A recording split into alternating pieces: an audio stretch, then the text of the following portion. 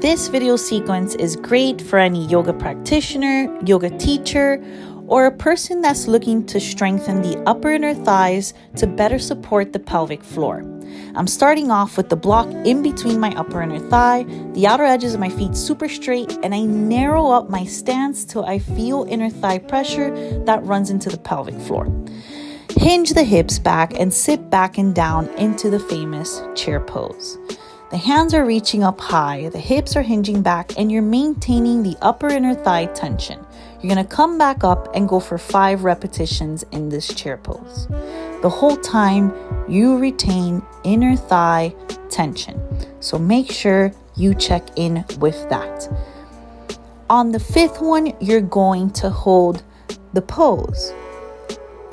Bringing the hands to the heart center, we're going to twist over to the right side and place that left elbow over that right knee, maintaining that upper inner thigh tension. You're going to feel your core, your glutes, your legs, your hamstring. Twist it over to the other side, right elbow, left knee. Still sitting back and down into that chair and keeping the chest upright and lifted.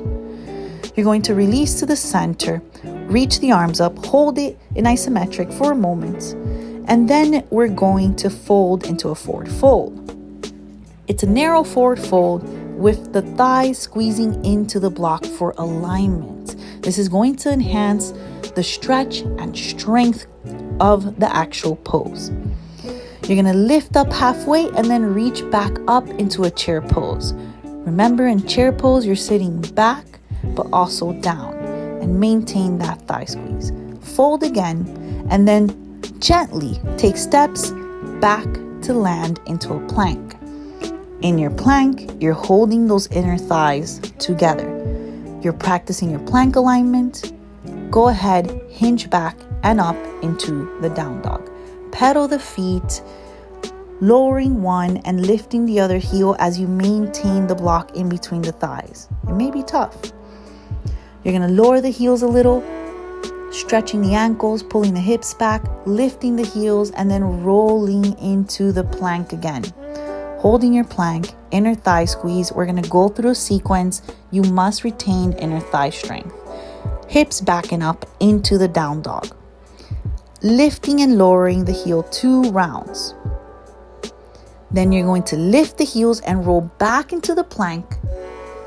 Holding the plank, lower down halfway, chaturanga, upward facing, and then we go into the downward facing dog. We're going to do this for another set, and we're going to practice the inner thigh engagement throughout the whole round sequence. Plank, inner thigh engagement, chaturanga, inner thigh engagement, upward facing, inner thigh engagement, downward facing, inner thigh engagement.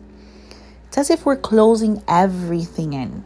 You can tell the difference in the lower body strength, mobility, and movement. Shift back into the plank, lower down halfway, upward facing, and downward facing dog. The mechanics will change, and it's going to enhance your mechanics without the block. So this is practice. You're going to shift into plank, lower down to the forearm plank. You're going to hold your forearm plank with the inner thigh squeezing. You're breathing, holding that plank in proper form. And then we're going to bring the right fist to the left elbow and then stack yourself into the side forearm plank. The block stays in between the inner thighs, and if you can notice, my toes are touching, which is internal rotation. It's a little extra for the core. You're going to turn it over the other way. You're going to lift that side hip up and away as you keep the block in between the upper inner thighs. Turn it back into the forearm plank. Hold your forearm plank, inner thighs engage, core is lifting up and away from the ground. You're going to lower your knees down for a supported forearm plank with that inner thigh squeezing. Keep holding that forearm knee plank, squeezing upper inner thighs, and then transition into a floating tabletop with the inner thighs still holding the block. Try not to release the block. Try not to let it fall. Lift those knees an inch, then lengthen back into your regular plank. Pull the hips back and up into your down dog. Roll slowly the feet, heels all the way up to your hands, squeezing the inner thighs, aligning your footwork, and folding, grabbing opposite elbows. Relax and fold, but keep the inner thighs internally rotating and squeezing towards that block. I went ahead and grabbed the back of my legs to fold even more.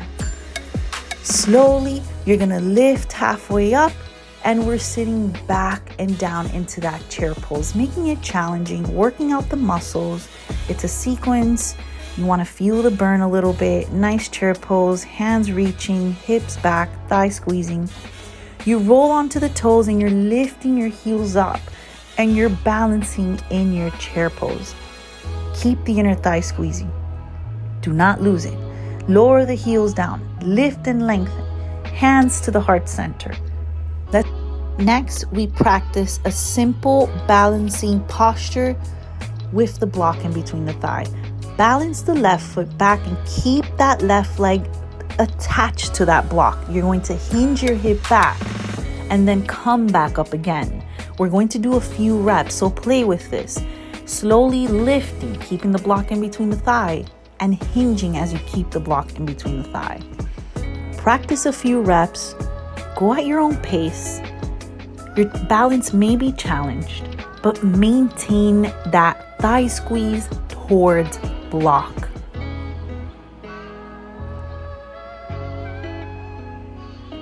This inner thigh squeezing is going to help you align your body.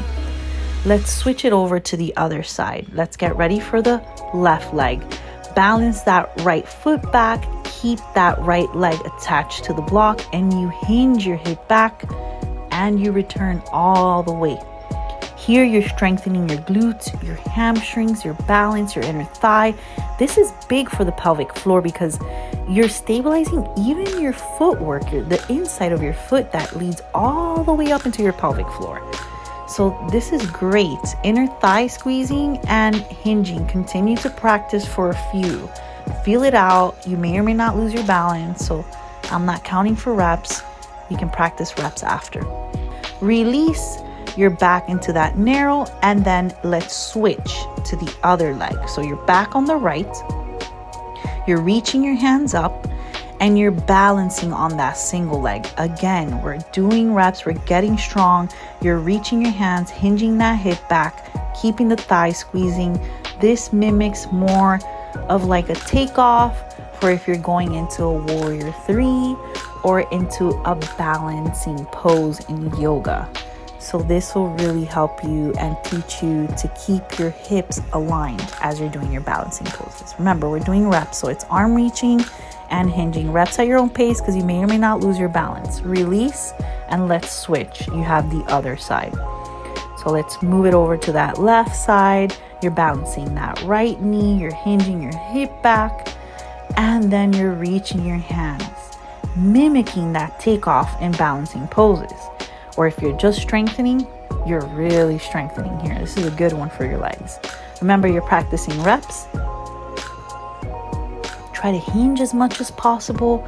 And I'll remind you once again, I have another video attached on the blog that's going to help you master that alignment. Get that last rep in because we're almost done. Release. Good job.